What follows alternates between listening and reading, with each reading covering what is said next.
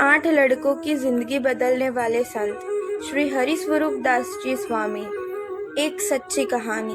1995 का वो दौर अहमदाबाद की गलियों में डर का साया था। हर गली में गैंग, हर मोड़ पर खतरा। और उस समय एक नाम पूरे शहर में गूंजता था, अब्दुल लतीफ। लेकिन उसी अंधेरे के बीच एक ऐसी कहानी जन्म ले रही थी जो आज भी लोगों को हैरान कर देती है। उस समय 8 लड़कों का एक समूह उभरा जो सिर्फ 11वीं और 12वीं कक्षा में पढ़ते थे। अलग अलग समाज से आए हुए ये लड़के, कोई सिंधी, कोई मराठी, कोई पटेल, कोई दरबार, कोई सुथार तो कोई कलाल। लेकिन इन सबको जोड़ती थी एक चीज, गलत रास्ते की तरफ बढ़ता हुआ कदम। हॉकी स्टिक, बेसबॉल बैट, लड़ाई इनके लिए आम बात बन चुकी थी। एक दिन दुश्मनी इतनी बढ़ गई कि बात तलवार तक पहुंच गई। पैसे नहीं थे, लेकिन नफरत इतनी थी कि रास्ता ढूंढ ही लिया। एक बिल्डर मिल गया जिसने पैसे देने के लिए हाँ कर दी, लेकिन उसके इरादे खतरनाक थे। वो इन लड़कों को अपने बदले का हथियार बनाना चाहता था। और फिर एक ऐसा दिन आया जिसने सब कुछ बदल दिया। इस समूह में से एक लड़का शाम को मानव मंदिर दर्शन करने गया, लेकिन किस्मत उसे एक और जगह ले गई, गुरुकुल। वहाँ एक संत पेड़ के नीचे शांत बैठे थे। वह थे हरिस्वरूप दास जी स्वामी। उनकी नजर उस लड़के पर पड़ी और यहीं से शुरू हुई एक नई कहानी। स्वामी ने उस लड़के को बुलाया, प्यार से बात की, बस एक साधारण सा निमंत्रण दिया, रोज गुरुकुल आया करो। उस लड़के के जीवन में कुछ बदल गया था। वो लड़का वापस गया और अपने सभी दोस्तों को ये बात बताई।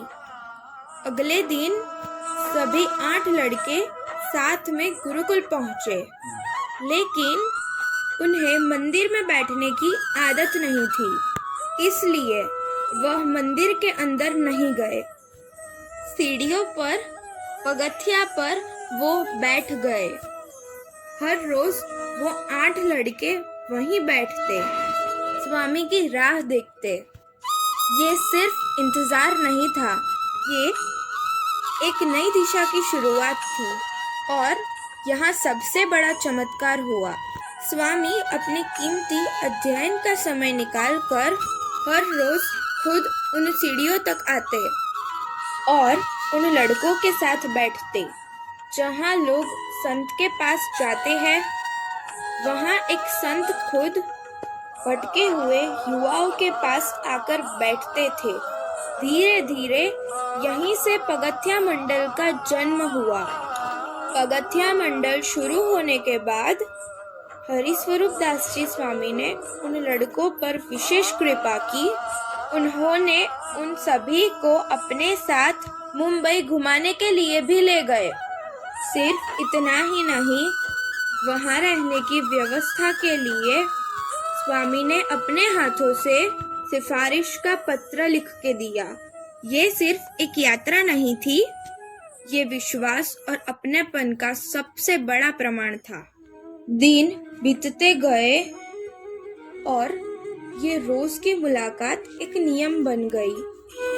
स्वामी का प्रेम, उनकी वाणी, उनका समय इन लड़कों के जीवन में गहराई से उतरने लगा। जो लड़के हिंसा के रास्ते पर थे, आज वही भक्ति के रास्ते पर चल पड़े। रोज पूजा पाठ, कंठी, शिखा, मांस और शराब छोड़कर पूरी तरह सात्विक जीवन जीने लगे। सबसे बड़ी बात, जो कभी किसी की जान लेने की योजना बना रहे थे, आज वही एक छोटी सी चींटी को मारना भी पाप समझते हैं। वो 8 लड़के जो कभी सीढ़ियों पर बैठकर इंतजार करते थे, पगथिया मंडल के प्रथम सदस्य बने। यही पगथिया मंडल आगे बढ़कर गोपीनाथ युवक मंडल में विस्तृत हुआ। हरिस्वरूप दास जी स्वामी की महिमा सिर्फ इतनी नहीं थी, उन्होंने हजारों लोगों को गलत रास्ते से सही मार्ग पर लाया। उनका प्रेम इतना गहरा था कि कोई भी उनसे जुड़ जाता। वे बिना भेदभाव के हर किसी को अपनाते थे। उनका एक वचन किसी की पूरी जिंदगी बदल सकता था। उन्होंने सिखाया असली ताकत हिंसा में नहीं, संयम और भक्ति में है। आज भी वो लड़के जीवित हैं और एक बात दिल से कहते हैं, अगर उस दिन स्वामी नहीं मिलते तो शायद आज हम जिंदा भी नहीं होते।